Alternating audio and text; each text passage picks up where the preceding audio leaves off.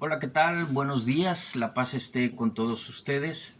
Yo soy Rodolfo y esto es ¿Tú qué crees? De Laico a Laico, un espacio de evangelización que quiero compartir contigo y que estoy dedicando especialmente a mis nietos. Bendiciones, la paz esté con todos ustedes en este inicio de semana. Son poco más de las 6 de la mañana y desde ahora envío bendiciones a todos ustedes, mis mejores deseos de paz para que tengan una excelente semana. Y bueno, vamos a ir ahora al tema que tenemos pendiente, el siglo IV de la historia del cristianismo. Y en él vamos por fin a desestimar la absurda leyenda, el absurdo mito de que el emperador Constantino, el emperador romano, es quien funda la Iglesia Católica. Y además algunos lo erigen como el primer papa. Bueno, vamos a ver de una vez por todas este tema y vamos a desestimar por completo todo este absurdo. Ya vimos los primeros 3 siglos, que era importante reflexionar sobre ellos para llegar a este punto del siglo IV. Y hasta ahora lo que podemos concluir de los primeros 3 siglos, te invito a ver los videos anteriores sobre el tema. Hay listas de reproducción sobre diversos temas en este canal. En el de Historia de la Iglesia es donde están estos videos que hemos estado viendo sobre los primeros siglos de la Iglesia, del cristianismo. Bueno, lo que hemos podido determinar por ahora en los primeros 3 siglos es que no hay rastro alguno del protestantismo actual. No hay rastro alguno. El hecho que se hagan llamar cristianos no quiere decir que representen al cristianismo de los primeros siglos, y eso es lo que he tratado de establecer en estos primeros 3 siglos que ya vimos. Vamos a ver el siglo IV. Un siglo IV en donde el cristianismo ha logrado expandirse a pesar de las cruentas persecuciones a las que ha sido sometido por parte del imperio.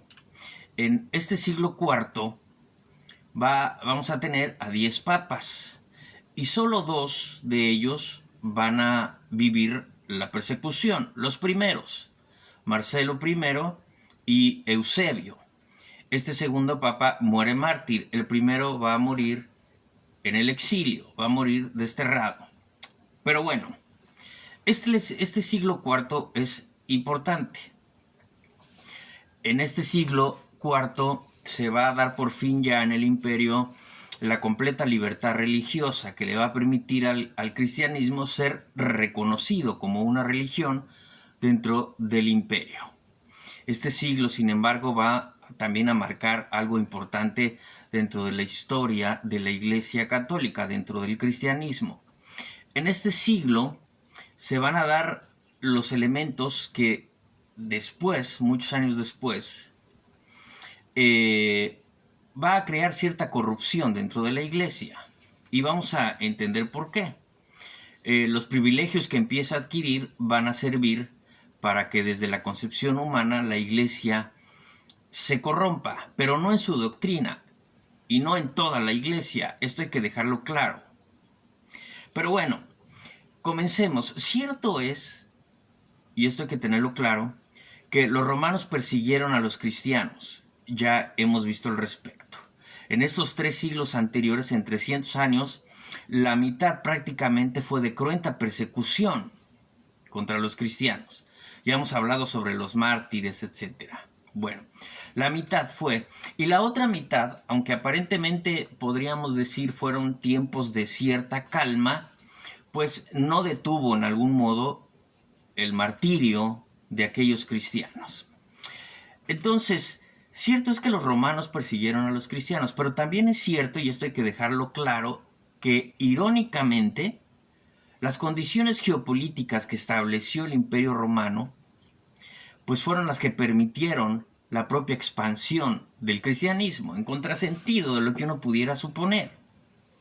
El mismo San Ireneo de León dio cuenta de ello, y él escribió, por ejemplo, dice, gracias a la paz del mundo, refiriéndose a la paz del Imperio Romano, podemos viajar, decía él, podemos viajar sin temor por todo el mundo, por tierra y mar, a los lugares que queramos. ¿Con qué fin? Con la transmisión del Evangelio. Incluso Orígenes escribe siglo y medio después. Él escribe: la providencia ha reunido a todas las naciones en un solo imperio para facilitar la predicación del Evangelio. Así que, bueno, tenemos claro entonces que sí, hubo persecución, hubo martirio, pero esto no impidió el crecimiento de ese cristianismo y no impidió en lo absoluto la evangelización. Por el contrario, la hizo fuerte. Y incluso Tertuliano, al término ya del segundo siglo, escribe: somos de ayer, pero somos todos, lo llenamos todo, refiriéndose al cristianismo. Así que bueno, es el propio imperio el que al perseguir a los cristianos también lo hace fuerte, y es las condiciones que generaba el imperio de paz en sus tierras las que permitieron que ese evangelio se expandiera por ese imperio romano. Esto no implica, sin embargo, que no haya salido del imperio el cristianismo. Y sabemos ya que algunos apóstoles fueron a la India, fueron a Asia a predicar el evangelio. Bueno, entonces hemos visto que no había mejores ciudadanos que se comportaran en la sociedad que los cristianos. No los había. Curiosamente, eran los apestosos de la sociedad. Aquellos que se portaban de una manera íntegra, pues eran los perseguidos en el Imperio Romano. Y uno de los hechos que molestaban mucho a los romanos de aquel entonces, sobre todo a los acaudalados, era de que el cristianismo estaba totalmente en contra de la esclavitud. De hecho, de acuerdo al libro del pastor de Hermas, Hermas fue esclavo en algún momento de su vida, y su hermano también lo fue, y su hermano va a llegar a ser el Papa Pío a la mitad del siglo II. Y otro testimonio de otro esclavo que llegó a ser papa es el Papa Calixto también. Pero bueno, aquella situación tan difícil que enfrentaban los primeros cristianos, que morían salvajemente en las arenas, con gente llena de frenesí, esperando el suplicio y la muerte sangrienta de aquellos primeros mártires. Bueno, también es cierto que, irónicamente, esa festividad que hacían ellos, pues sirvió para que muchos reflexionaran sobre el cristianismo, sobre la verdad del cristianismo. Muchos se preguntaban: ¿cómo es posible que estas personas, habiendo podido evitar el martirio de las fieras, de los gladiadores, cómo es posible que hayan rechazado esa posibilidad de salvarse de una muerte además cruenta y dolorosa? Y se preguntaban, y algunos decían: pues algo tiene que ser verdad todo esto, para que la gente sea capaz de entregar su vida. Así que también en alguna forma, aquellos espectáculos sangrientos habrán servido para la conversión de algunas personas. Y bueno, entonces, estamos en el siglo IV, un siglo IV que comienza con la última persecución, la más cruenta, la del emperador Diocleciano. En este siglo el Imperio Romano en alguna forma va a empezar a debilitarse. Ya sabemos que va a terminar hasta el siglo V con su dominio total. En el año 476 se da oficialmente la caída del imperio. Pero ya en este siglo, en alguna forma, ya va a estar dividido en lo que será, cómo va a ser la ciudad de Roma y la ciudad de Bizancio, que será llamada Constantinopla. Bueno, comienza la última y más cruenta persecución. Y los lugares donde más sufrieron los cristianos fue en España, en Italia y en el norte de África. Y este siglo que comienza con esta cruenta persecución contra los cristianos, va a terminar, curiosamente, con el emperador Teodosio, que va a hacer en alguna forma una persecución, pero ahora no contra los cristianos, sino contra los paganos. Va a haber un giro total en el tema religioso en el Imperio Romano. Y aquellos que eran los perseguidores terminarán siendo perseguidos por el imperio. Ahora vamos al tema que nos ocupa, que tiene que ver con Constantino, con el emperador Constantino. Los protestantes dicen que Constantino funda la Iglesia Católica, algunos lo eligen como el primer papa, y ya veremos todas las mentiras que salen al respecto. Me voy a abstener de la trama política que llevó a Constantino a ser emperador. Es muy interesante y la puedes buscar.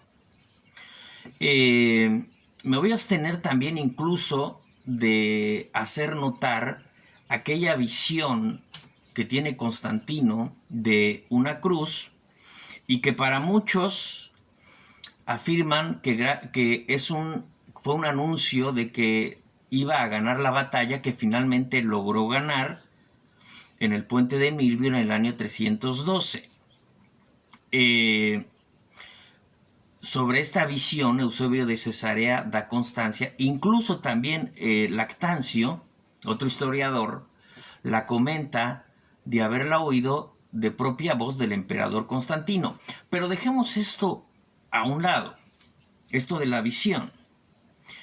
Tenemos pues que la idea central del video es desestimar por completo la mentira protestante de que Constantino funda la Iglesia Católica. Ese es el fin. Y vamos a explicar en el avance de qué se vale el protestantismo para esto y las razones.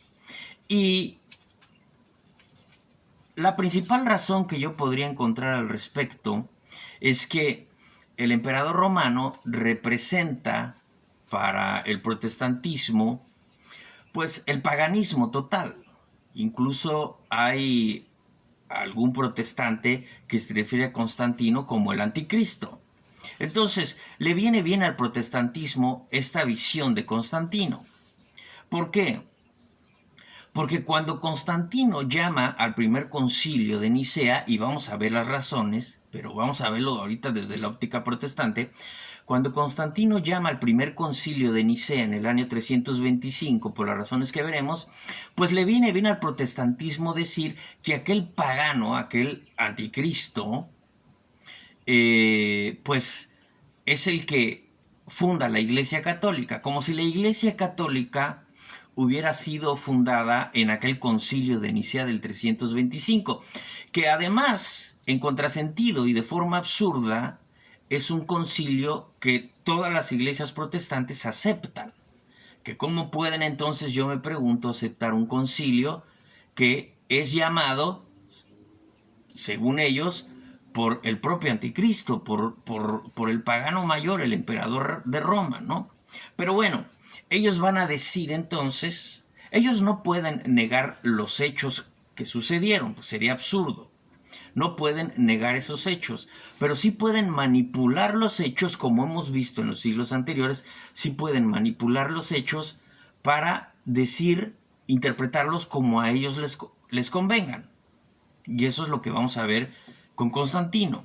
Entonces, ¿qué buscan ellos con esta visión de que Constantino, el pagano y el anticristo, llama al concilio de Nicea y ahí se funda la Iglesia Católica? ¿Qué buscan ellos? Cortar el hilo. Fíjate qué interesante. Lo que buscan ellos con esta mentira es cortar el hilo del cristianismo del 325 con el de los 3 siglos anteriores. ¿Y por qué les interesa cortar el hilo del cristianismo del año 325, del concilio de Nicea, con los siglos anteriores? Pues es muy sencillo, porque nosotros tenemos claro que desde el siglo primero, desde la muerte, resurrección y ascensión a los cielos de nuestro Señor Jesucristo, la Iglesia tenía una autoridad. Y por esa autoridad nosotros podemos estar ciertos de cuál fue el camino que siguió ese cristianismo, porque tenemos un sentido de la autoridad que se da a partir de San Pedro y del obispo de Roma, al que, como ya vimos en los otros videos, siempre se le consideró como la máxima autoridad dentro de la Iglesia, siempre. Así que ellos intentan cortar el hilo de la historia del cristianismo anterior con el nuevo, y quieren decir que es en ese 325 el comienzo de la Iglesia Católica, para desapegarla por completo de la historia que los mantiene unidos por el hilo dorado del papado, les guste o no les guste.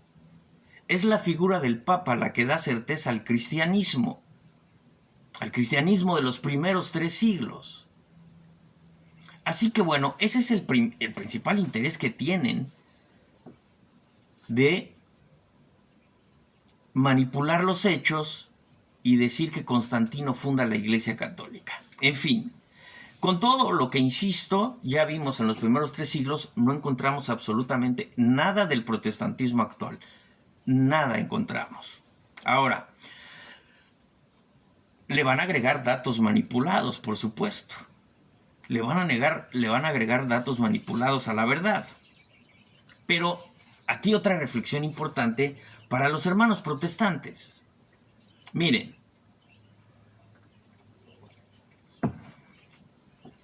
Martín Lutero jamás, en lo absoluto, jamás hizo referencia, y mira que habría podido hacerlo para los fines con los que los utiliza el protestantismo actual. Martín Lutero jamás se refirió a la historia de la Iglesia en el sentido de que Constantino, emperador romano, pagano, anticristo, lo que quieras, haya fundado la Iglesia Católica. Jamás. Martín Lutero sabía que no podía negar la verdad. Y esa verdad que Martín Lutero sabía no podía negar era que la Iglesia siempre había tenido como autoridad al obispo de Roma. Es decir, Martín Lutero jamás expuso que el emperador haya sido la autoridad de la Iglesia Católica. Jamás. Esto nos debe dar una luz.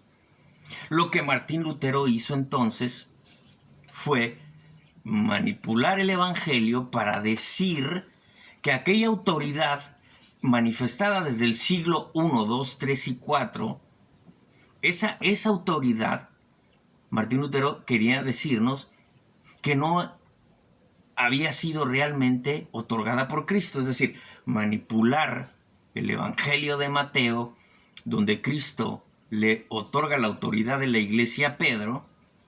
Entonces, Martín Lutero dice, no, en realidad es que nunca se le entregó tal autoridad al Papa, y la Iglesia no debe de tener como cabeza al Papa, que empezó a llamarlo el anticristo. Pero lo interesante es que Martín Lutero jamás, y mira que busqué, incluso de los primeros reformadores, jamás nadie empezó a decir que la Iglesia Católica había sido fundada por el emperador romano y por Constantino, etcétera, etcétera. No hay ninguna referencia al respecto sobre Martín Lutero. Él lo único que dijo, manipulando el Evangelio, es que el Papa en realidad, de acuerdo al Evangelio, nunca debió de haber sido cabeza de la Iglesia, porque sabía que desde el primer siglo para los cristianos fue cabeza de la Iglesia. Entonces Martín Lutero lo que nos quiere venir a enseñar en el siglo XVI es que por error aquellos primeros cristianos de los primeros siglos tuvieron como autoridad al Papa, pero que esto nunca debió de haber sido así.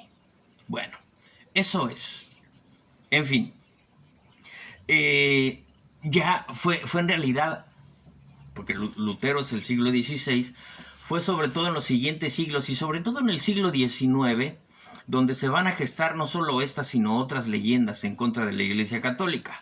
¿Con qué fin? Bueno, atacar, por supuesto, a la fe católica, a la verdadera Iglesia.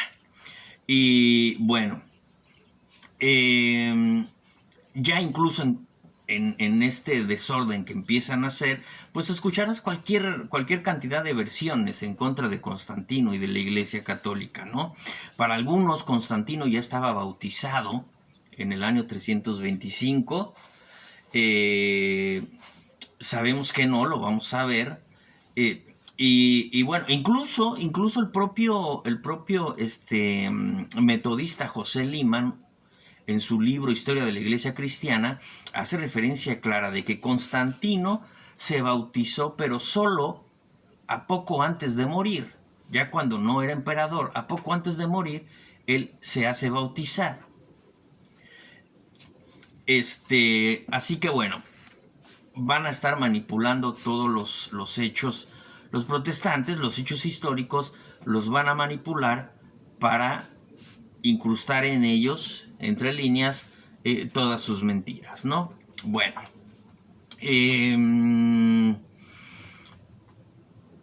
cierto es que en este tiempo se van a poner los elementos que después van a hacer que la Iglesia en algún modo se empiece a corromper en el aspecto humano. Sí, comenzó a tener un poder que no tenía la Iglesia, se le restituyen sus derechos, se les restituyen las propiedades, se empiezan a construir templos. El emperador permite que se empiece a construir, por ejemplo, la basílica, la iglesia en honor a San Pedro en la colina vaticana. ¿Por qué ahí?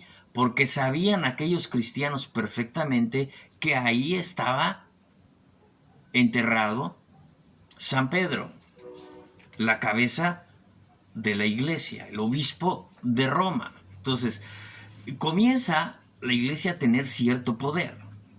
Empezó a tener privilegios la iglesia por parte del imperio. Empezó a recibir en algún momento sostén, dinero del Estado. Así que los ministros de aquella iglesia comenzaron a verse y a sentirse como personas privilegiadas, personas de poder. Esto va a hacer mucho daño a la iglesia siglos después. Pero en este momento, no, por supuesto. Se van a dar los elementos, sí. ¿Que habrá habido malos cristianos a partir de esto? Sí. Pero en general, la iglesia todavía se mantenía fiel a sus principios. Es en este periodo en donde el emperador Constantino declara el domingo como el día oficial del culto.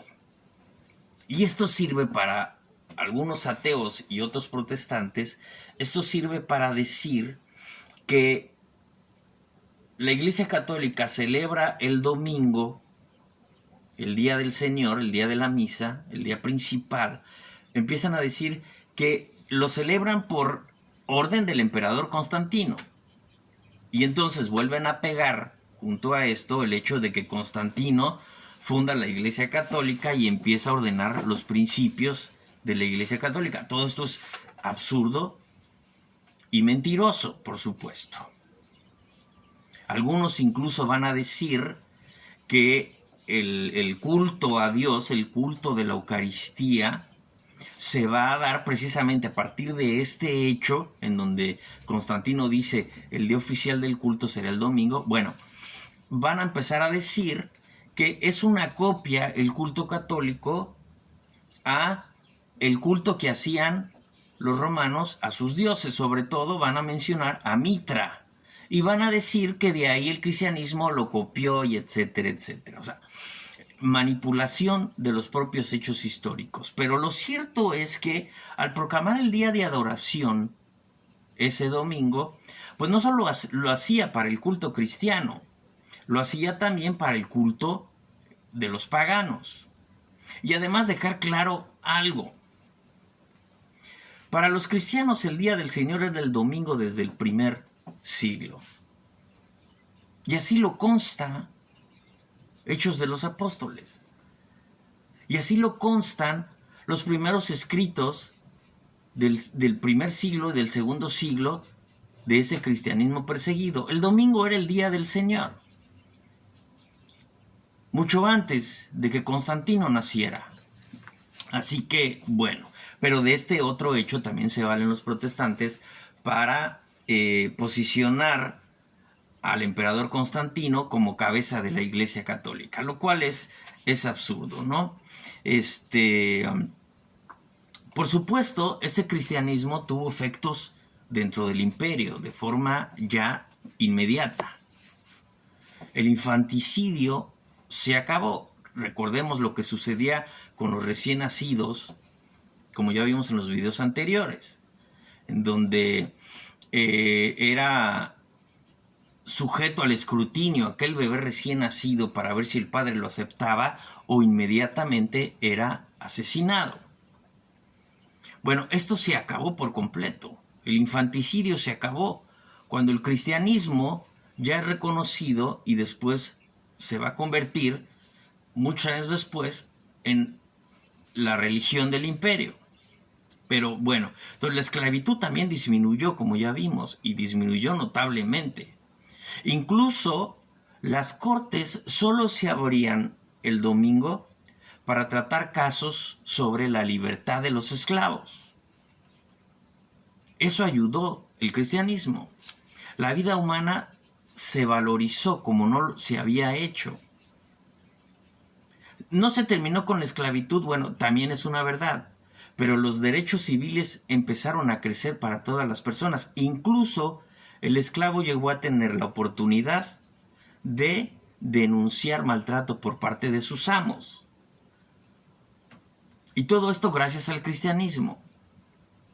Los salvajes juegos de los gladiadores, pues se prohibieron completamente.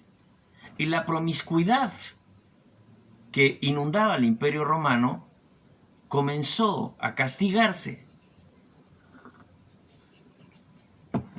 El matrimonio empieza a tomar un carácter distinto dentro de la sociedad. Y contrario a lo que se promueve, es gracias al cristianismo, desde los tiempos de Cristo, que a la mujer se le empieza a dar un valor distinto en la sociedad. Y con el matrimonio la mujer alcanza mayor protección por parte de esa sociedad. Antes del cristianismo, la mujer estaba más frágil y sujeta completamente a los caprichos de los hombres, completamente. Ahora, el adulterio se prohibió. Fíjate qué interesante. El adulterio se prohíbe ya en el Imperio Romano. Un imperio que en este siglo se va a dividir en dos capitales.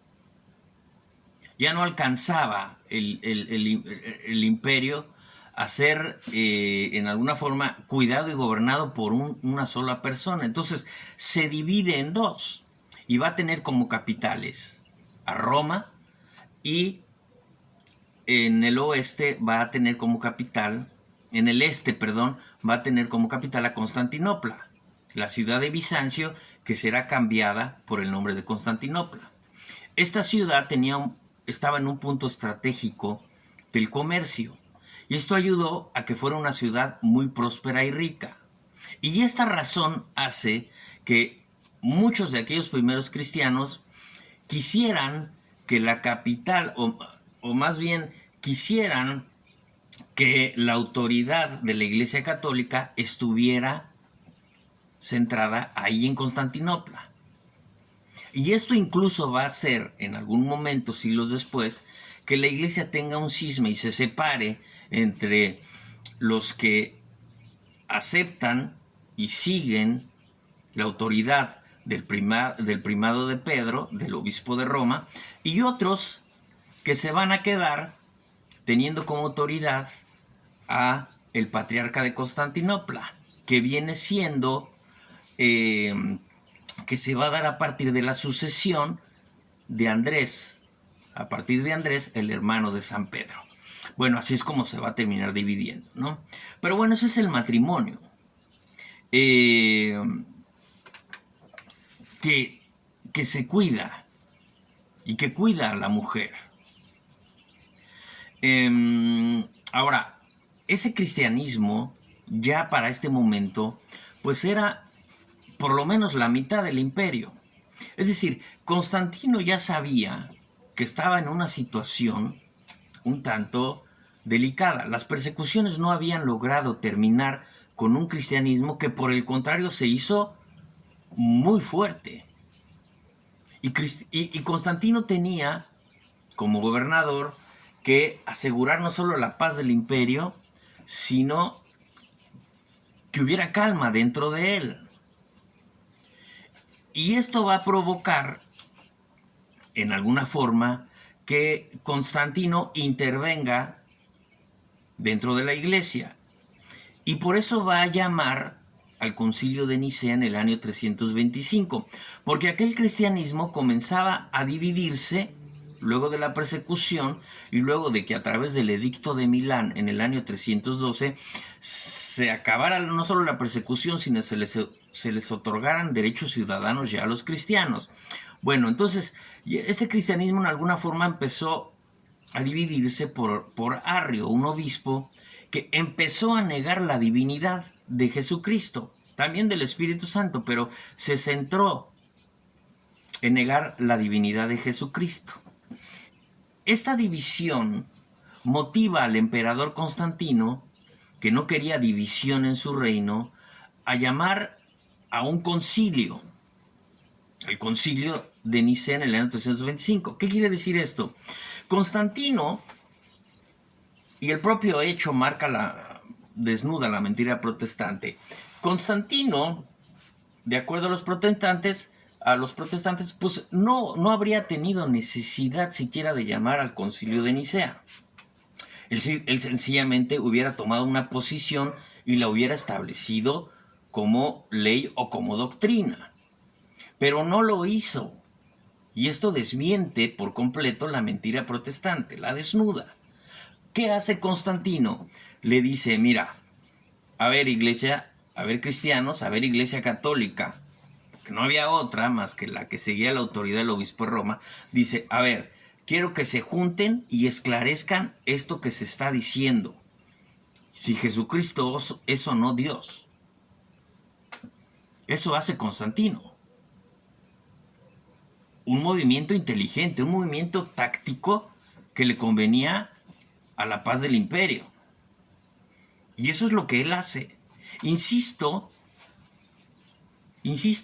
para representar lo que los protestantes quieren decirnos, que él funda la Iglesia Católica y establece doctrina y se hace el primer papa, habría bastado que Constantino, con el poder que tenía, hubiera dicho, a partir de hoy Cristo es Dios o Cristo no es Dios, es ley y doctrina del imperio. Pero no lo hizo. Y son 300 obispos cristianos los que se van a reunir en Nicea para establecer y esclarecer esta duda. Eso es lo que va a pasar. ¿Por qué? Constantino se dio cuenta que aquellos cristianos, repito, habían sido capaces de entregar su vida por ese cristianismo.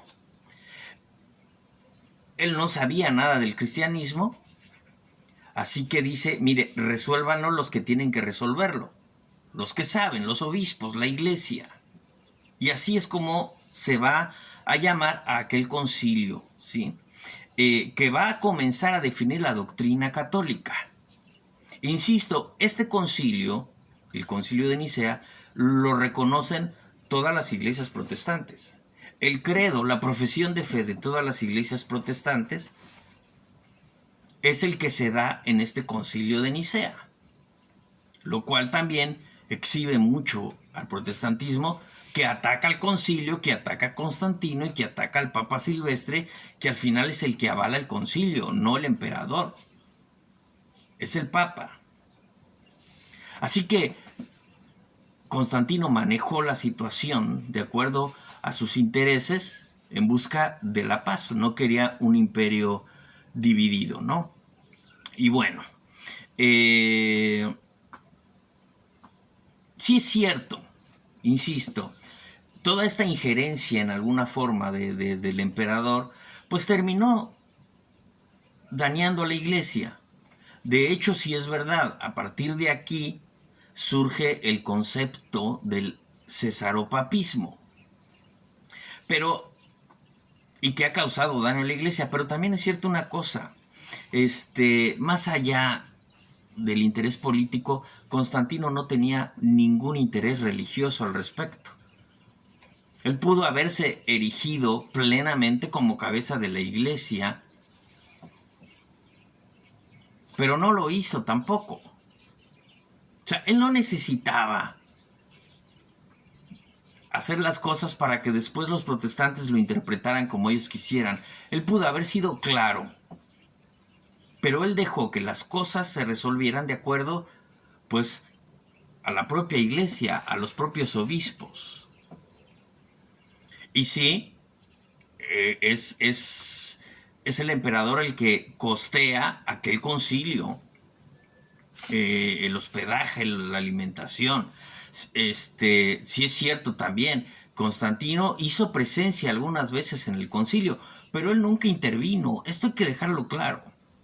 Él nunca intervino, porque la iconografía al respecto del concilio que nos muestran los protestantes es a un emperador como presidiendo aquel concilio, pero esto no es verdad. Constantino llama al concilio, sí, pero el Papa lo avala. Si el Papa dice no,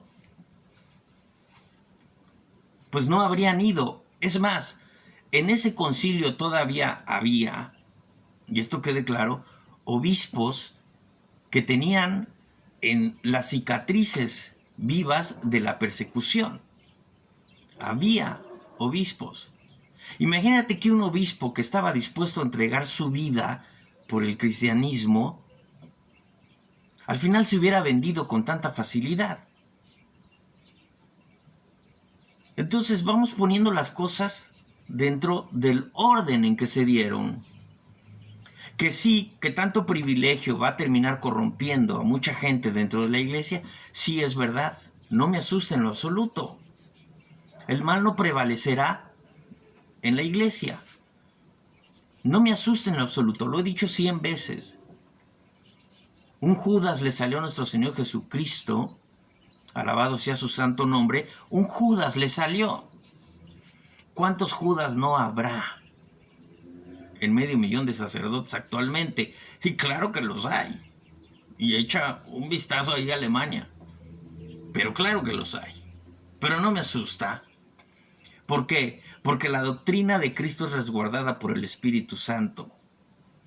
La doctrina de Cristo le entregó ese resguardo al obispo de Roma. Y es cuidada por el Espíritu Santo. Esa es la certeza que tenemos. El mal no va a prevalecer. Ahora, en ese siglo IV sí se da un nuevo momento de tensión por ahí del año 361, porque el emperador Juliano va a querer regresar al paganismo y va a intentar eliminar los privilegios que ya había conseguido el cristianismo. Pero va a fracasar, por supuesto. Él intenta restituir el culto al dios Apolo. Y entonces hace un imponente santuario para el dios Apolo, pero resulta que va a ser un fracaso total y va a ser motivo de burla el propio emperador Juliano. Un emperador que incluso quiso acercarse a los judíos como un buen Lutero del siglo XVI. Quiso acercarse a los judíos para obtener beneficios. Les propuso reconstruir el templo de Jerusalén. porque él sabía que todas estas medidas era para atacar, era parte del ataque que quería hacer contra los cristianos, pero no prosperó, iba a morir muy pronto en una campaña militar contra Sapor de Persia, y ahí es donde va a morir Juliano, ¿no? Ya luego lo sustituye el emperador Teodosio,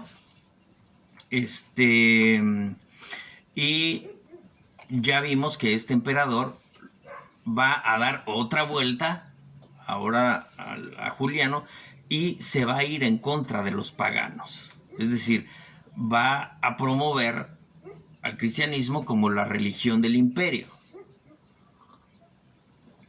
Ahora, mirando un poco dentro de la iglesia en ese siglo, cierto es, hay que dejar muy claro esto.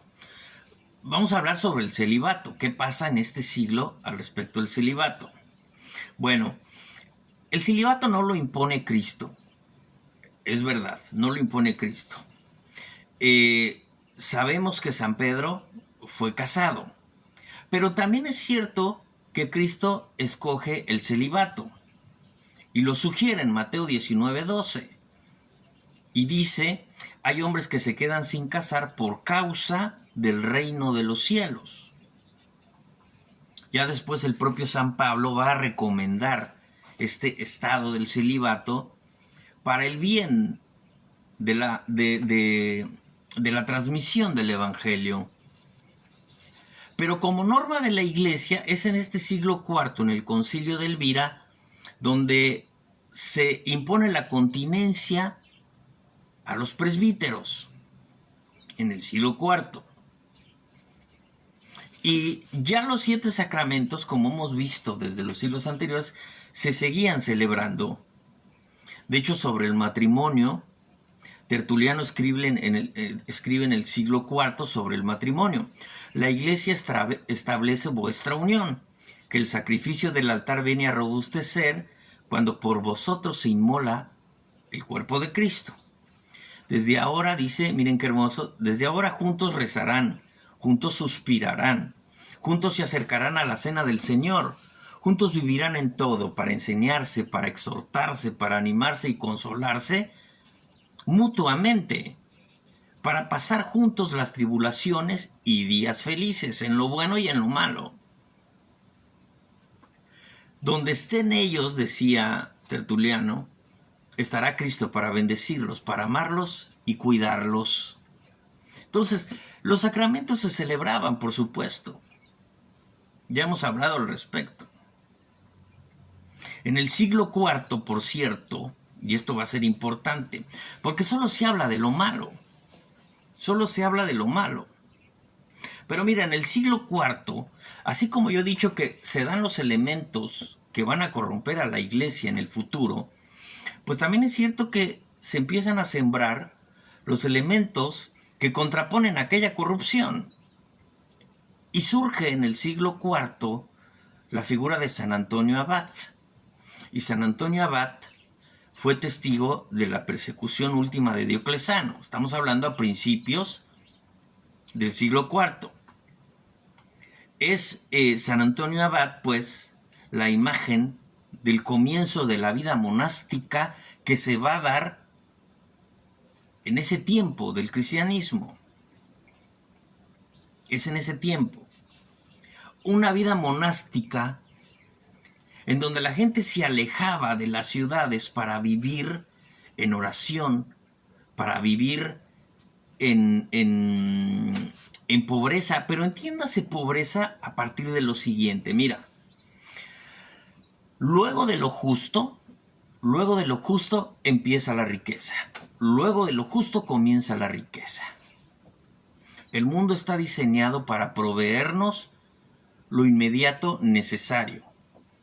Nosotros somos los que atesoramos y nosotros somos los que suponemos que valemos lo que tenemos. Triste imagen del ser humano. La vida monástica se empieza a dar viviendo únicamente de lo justo, porque repito, luego de lo justo todo lo demás es riqueza, a cualquier nivel. No somos lo que valemos, entiéndase. No somos lo que tenemos, perdón, no somos lo que tenemos.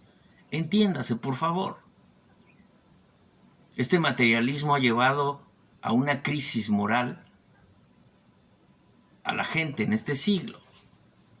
Así que comienza el equilibrio también a darse los elementos para el equilibrio en contra de la corrupción que también va a generar a la iglesia en siglos después. Y bueno, San Antonio Abad, te invito a leer las cartas de San Antonio Abad, en donde vas a aprender grandes enseñanzas que te vas a tener. A mí la que se me queda mucho es aquella en donde dice el santo, dice, ¿qué juicio van a tener aquellos que niegan a Dios? Ya lo negaron, solos se han condenado. Esto es tremendo, ¿no? Pero bueno, regresamos al concilio, que es el punto de inflexión, es el punto en el cual los protestantes van a manipular los hechos históricos, ¿sí? Como ya he dicho, cierto es que Constantino llama a ese concilio por razones políticas, no religiosas, pero el Papa Silvestre, es el que va a autorizar finalmente que todos los obispos se muevan para realizar ese concilio. Y esto también deja claro quién era la autoridad. ¿Quién era la autoridad en el cristianismo naciente? El obispo de Roma. Yo les he dicho, no es que el obispo de Roma, no es que Roma, por haber sido capital del imperio, haya sido un capricho para que ahí estuviera la cabeza de la iglesia. Yo he dicho, si San Pedro hubiera muerto en Chipre, en Atenas, en España, donde ustedes gusten, en Macedonia, en Persia, bueno, si Pedro hubiera sido mártir de aquella región, ahí estaría la cabeza de la iglesia. Sencillo, no es un capricho ni una ocurrencia de nadie. Entonces, ¿por qué se llama este concilio? Ya he dicho, porque Arrio empieza a negar la divinidad de Jesucristo.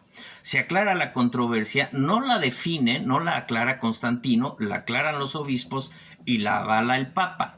Y a partir de entonces, esto que pudo haber sido una duda, se va a convertir en herejía. La iglesia establece completamente la divinidad de Jesucristo. Hoy los testigos de Jehová mantienen las ideas de Arriano y dicen que Cristo no es Dios, que Cristo simplemente es el primer ser creado. En fin, bueno, ese concilio duró 3 meses. Duró 3 meses el debate. El 19 de junio finalmente se establece el credo, la profesión de fe que todos nosotros seguimos. Y referente al Espíritu Santo, en el concilio de Constantinopla, en el primero, se va a definir la postura sobre el Espíritu Santo. Creo en el Espíritu Santo, Señor y dador de vida, que procede del Padre y del Hijo. En fin, entonces se va a definir la Trinidad ya en el concilio de Nicea, y ahí es donde termina de tomar forma el credo que ahora nosotros tenemos como profesión de fe y que se llama el credo niceno-constantinopolitano. Bueno, la única certeza que nosotros tenemos al respecto de la doctrina es que haya sido guiada por el Espíritu Santo. No hay otra forma. Cristo lo prometió al partir, el Espíritu Santo los guiará. Porque Cristo sabía que el hombre es frágil, es pecador, está sujeto al yerro. Pero a través del Espíritu Santo, la doctrina de Cristo, el Evangelio, se va a mantener en un estado de pureza. Quizá el hombre sea incapaz de mantener la pureza dentro de sí, en sí mismo. Pero en cuanto a la doctrina, el Espíritu Santo sí que guía. Porque el Espíritu Santo no cambia voluntades. Inspira, sí, pero no cambia voluntades. La última decisión siempre la tiene el hombre. Pero en el tema de doctrina, vaya que sí, el Espíritu Santo manda, porque no es la doctrina del hombre, es la doctrina de la iglesia, es la doctrina de Cristo. Así que esa es la certeza que tenemos. Bueno, frente a esto, podemos determinar, por lo mismo, no todas las iglesias, entiéndase bien, no todas las iglesias pueden ser verdaderas, no, solo una. Solo una. ¿Cuál? ¿Cómo podemos saber? Pues la podemos identificar a partir de estos primeros 4 siglos. Antes de que hubiera Vaticano, si tú quieres, ahí es donde identificas. Y como ya vimos en los videos de estos primeros siglos, la única iglesia que se asoma es la que era, la que tenía como autoridad al obispo de Roma, al Papa. Sencillo. Ese es el único verdadero cristianismo, el de la Iglesia Católica. Así que bueno, dejar claro pues, en este concilio no nace la Iglesia Católica. Eso es lo que quiere hacer creer el protestantismo, pero no nace la Iglesia Católica. Y Constantino no tiene nada que ver con las conclusiones del concilio que va a terminar avalando el Papa. Ese concilio fue presidido por el obispo, un anciano, Ocio, venerable, y también fue presidido, fíjate, por los delegados del Papa que envió a ese concilio. El Papa era la autoridad. Cuando había duda, se buscaba la respuesta del Papa. Y el Papa mandaba generalmente delegados a las distintas iglesias para ver dudas, para ver que todo estuviera en orden. No podemos negar entonces la autoridad del obispo de Roma dentro de la iglesia. Y esa es la certeza, insisto, y tengo que repetirlo, esa es la certeza que nosotros podemos tener de que solo hubo iglesia católica en los primeros siglos. Sencillo. Lo que Constantino hizo, pues fue un ardid político contra un cristianismo que se expandía,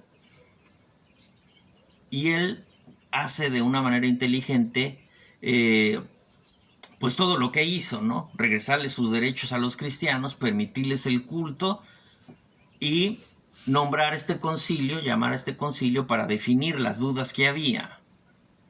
Y es ahí, insisto, donde se van a sentar las bases de nuestra doctrina, ¿no? Bueno, alguien importante dentro de este tiempo del concilio en contra de los arrianos fue San Atanasio. Y Eusebio de Nicomedia, este obispo, firma el concilio, pero él era arriano 100%. Era arriano 100%. Y buscó entonces influir en los emperadores. Y esto provocó en alguna forma que San Atanasio fuera duramente perseguido. Fuera duramente perseguido. Y incluso se decía en aquel entonces, el mundo está contra San Atanasio, porque San Atanasio defendió la verdad de la iglesia.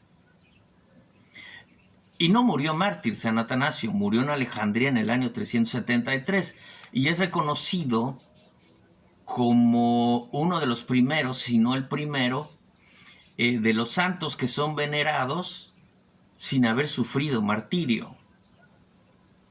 Pero fíjate qué interesante, y esto también nos va a dar muestra de quién era la autoridad de la iglesia y de que el emperador no tenía ningún liderazgo dentro de la iglesia, porque se va a dar algo. El emperador va a mandar llamar al Papa Liberio y lo va a desterrar lo va a mandar al exilio porque el Papa Liberio no condenó a San Atanasio. Y esto es una prueba entonces de quién gobernaba la iglesia. No la gobernaba el emperador. El emperador sabía que la autoridad de la iglesia era el Papa. Y por eso condena al Papa, porque éste no condenó a su vez al defensor de la iglesia, a San Atanasio. Así que bueno, ya es una muestra más de la mentira del emperador. Que por cierto, San Atanasio fue discípulo de San Antonio Abad, de estos monjes que se entregaban a la vida monástica, ¿sí? Bueno, vamos a ver. La evolución del protestantismo vio pues en todos estos hechos, ya vamos cerrando, vio en todos estos hechos la oportunidad de manipular para su beneficio. Pero insisto, Lutero no manipuló la verdad de los hechos de los concilios. Él acepta el concilio perfectamente de Nicea. Él lo acepta perfectamente. A pesar de que él sabía que era avalado por el Papa, que para él es Satanás en la tierra. Pero entonces, Lutero no niega la verdad de los hechos, pero sí manipula el Evangelio para decir que el Papa nunca debió haber sido autoridad de la Iglesia. Pero, finalmente, esto solo deja claro que, habiendo sido el Papa la autoridad de la Iglesia desde el siglo I, pues ahí podemos encontrar cuál era la única Iglesia que existía. Sencillo. No había duda para Martín Lutero quién fue la autoridad y quién era la autoridad de la iglesia. Por tanto, él lo que intentó fue decir que esa autoridad no había sido conferida por Cristo. Es decir, él no negó los hechos. Él quiso decir que todo fue un error por una mala interpretación del encargo que hace Cristo a San Pedro. Pero bueno, sabemos pues perfectamente que la Iglesia Católica es la que estuvo en los primeros siglos. No fue la luterana, no fue la calvinista, no fue la anglicana, no fue la Iglesia de Suiza del siglo XVI, para nada. En aquellos primeros siglos no estuvo la Iglesia bautista, para nada, ni la presbiteriana, para nada, del siglo XVII. En aquellos primeros siglos no estuvo ni los mormones, ni los metodistas del siglo XVIII, ni los testigos de Jehová, ni los adventistas del siglo XIX, ni los pentecostales, ni los de Pare de Sufrir, ni los de la Luz del Mundo del siglo XX. La iglesia que estuvo en los primeros siglos de la iglesia, como ya hemos visto hasta este siglo IV, es aquella que tenía como autoridad al obispo de Roma. Así que es tiempo de sacar conclusiones. ¿Qué dice el protestantismo? Constantino hizo oficial al catolicismo en el imperio. Mentira total y absoluta que ya hemos resuelto. Constantino no hizo oficial al cristianismo como religión del imperio. No lo hizo. Constantino nunca se consideró a sí mismo como cristiano. Él se hizo bautizar a poco antes de morir, pero nunca él se consideró a sí mismo cristiano. Constantino, solo por interés político, llama al Concilio de Nicea, pero él, quede claro, no interviene en las conclusiones que se toman. Para eso pudo haber sacado sus propias conclusiones y haberlas hecho ley sin necesidad de concilio alguno. Sentido común. Constantino establece oficialmente el domingo como el día de culto. pero no lo hace por referencia cristiana, y los cristianos ya tenían al domingo como día de culto desde el siglo I, desde los apóstoles. El protestantismo quiere mostrar al emperador como representante del imperio pagano. ¿Con qué fin? Con el fin de exhibir a la iglesia de su tiempo. Pero si realmente fueran verdaderos cristianos los protestantes, pues en alguna forma deberían haber agradecido a Constantino, que es quien termina las persecuciones, quien otorga los derechos a los cristianos. El Edicto de Milán dice: durante largo tiempo ha sido nuestra intención del imperio que no solo se negase la libertad de culto, sino que todos tengan el derecho a practicar su religión tal como cada quien lo elija. Acerca de los cristianos, dice el Edicto de Milán de Constantino, que se elimine todo aquello que pareciera justificado o extraño a nuestra clemencia, y que de ahora en adelante todo aquel que desee observar la forma cristiana de culto le sea permitido hacerlo sin obstáculo alguno. Esto dice el Edicto de Milán, que regresó más bien que terminó con la persecución. Entonces, Constantino, por último, no realzó el poder de Roma como autoridad de la Iglesia. Ya existía ese poder de la autoridad de la Iglesia en Roma desde San Pedro. Sencillo. Y terminó haciendo referencia a un protestante llamado Jaime Alfaro, en el que se resume toda la mentira protestante que no tiene nada que ver con todo lo que hemos visto de la historia. Dice este personaje, Jaime Alfaro, protestante, dice que Constantino le dio la categoría oficial a la iglesia cristiana. Falso. No se sostiene en lo absoluto. Dice él, y se refiere a Constantino, que su milagrosa conversión fue un ardid. Falso. Él, como ya vimos, no se definió jamás como cristiano. Dice también: Constantino tenía el grado de Pontifex Maximus y se hizo honrar como obispo de los obispos. Falso. Y propios documentos de la iglesia, mucho antes de que naciera Constantino, nos hacían saber que al obispo de Roma se le conocía desde siempre como el obispo de los obispos.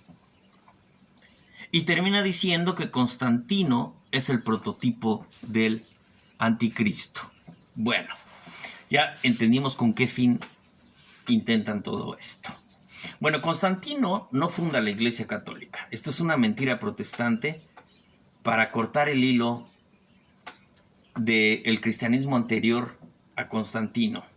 Pero no se puede. El único cristianismo que existió desde el comienzo hasta Constantino y después fue el cristianismo dirigido por la autoridad de Roma, el obispo de Roma, el Papa. Pásala bien, yo soy Rodolfo y esto es Tú qué crees, de Laico a Laico, un espacio de evangelización que quiero compartir contigo y que estoy dedicando especialmente a mis nietos. Bendiciones, la paz quede contigo.